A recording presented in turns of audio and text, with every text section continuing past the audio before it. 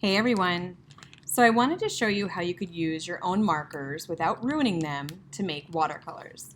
So one of the first things you're going to need is a plastic or Ziploc baggie of some sort. You can use a regular plastic bag, or you could probably use some saran wrap if you have that as well. And then you need to make sure that you have washable markers for this project. So what we're going to do is we start to color on the bag like this. Okay, let's get a couple colors going on.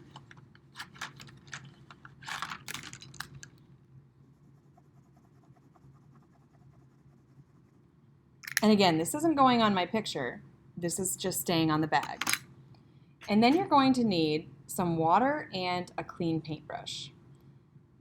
With your paintbrush being wet but not dripping, we're going to take it over the marker and get it wet, and then you can begin to paint with it. And this is how you can have free watercolors at home with supplies that you already have. Rinse it off. You'll see that they blend well with each other.